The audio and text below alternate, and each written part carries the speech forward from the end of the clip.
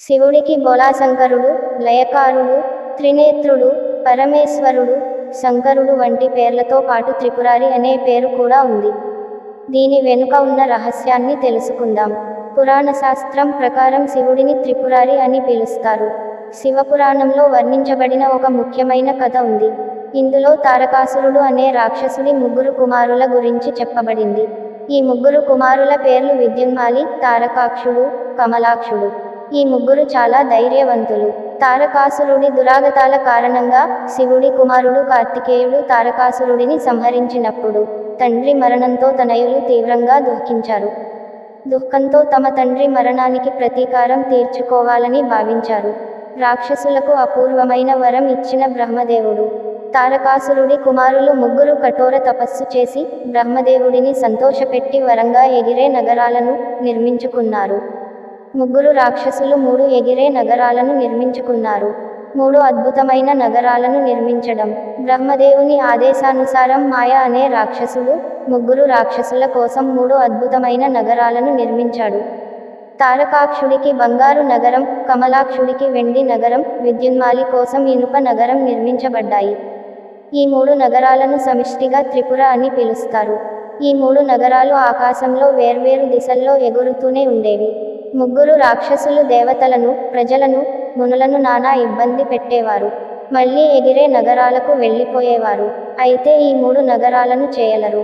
అలా చేసిన దేవుడు చేతిలోనే ఈ ముగ్గురు రాక్షసుల మరణం అనే బ్రహ్మదేవుడు వరం ఇచ్చాడు. 3 లోకాలలోనూ విధ్వంసం.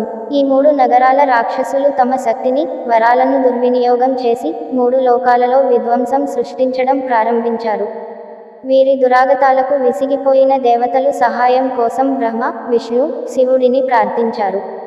బ్రహ్మ తారకాక్షుడు, కమలాక్షుడు, విద్యున్మాలికి వరం ఇచ్చినందున ఈ సమస్యను తాను పరిష్కరించలేనని దేవతలకు చెప్పాడు.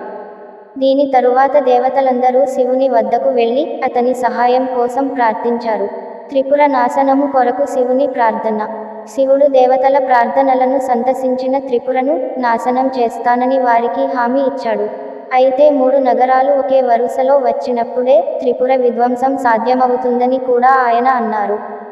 ఈ పని చాలా కష్టం, ఎందుకంటే 3 నగరాలు నిరంతరం ఆకాశంలో తిరుగుతూ ఉంటాయి. ఒకే వరుసలో వచ్చే అవకాశం చాలా తక్కువగా ఉంటుంది. సంవత్సరాల తరువాత 3 నగరాలు లైన్లోకి రాబోతున్నప్పుడు ఒక ప్రత్యేక క్షణం రాబోతోంది. ఈ అపూర్వ క్షణాన్ని ఉపయోగించి విశ్వకర్మ శివుని కోసం ఒక దివ్యమైన రథాన్ని నిర్మించాడు. చంద్రుడు, సూర్యుడు దాని చక్రాలు, ఇంద్రుడు, వరుణుడు, యమ, కుబేరుడు వంటి వారు ఆ రథానికి గుర్రాలు అయ్యారు. హిమాలయం విల్లుగా మారింది. శేషనాగుడు తీగగా మారాడు. విష్ణువు స్వయంగా బాణంగా మారాడు. అగ్నిదేవ్ దాని కొనగా మారాడు. వాయుదేవుడు దానిని కదిలించింది. దేవతలందరి సమ్మిళిత శక్తితో చేసిన ఈ బాణం అత్యంత శక్తివంతమైనది. శివుడిని త్రిపురారి అంటారు. త్రిపురను సంహరించడానికి పరమశివుడు దివ్యమైన రథాన్ని అధిరోహించినప్పుడు రాక్షసుల మధ్య అలజడి రేగింది.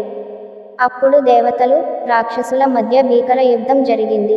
త్రిపురలోని 3 నగరాలు సరళ రేఖలో వచ్చిన వెంటనే శివుడు వెంటనే దివ్య బాణం ప్రయోగించి వాటిని నాశనం చేశాడు. త్రిపుర నాశనమైన వెంటనే దేవతలందరూ శివుడిని స్తుతించడం ప్రారంభించారు. ఆ విధంగా శివుడు త్రిపురను నాశనం చేశాడు. ఈ సంహారం తర్వాతనే శివుడికి త్రిపురారి అనే పేరు వచ్చింది. అంటే త్రిపుర నాశనం అని అర్థం. ఇలాంటి ఇంట్రెస్టింగ్ వీడియోల కోసం మన ఛానల్ని సబ్స్క్రైబ్ చేసుకోండి. Thank you.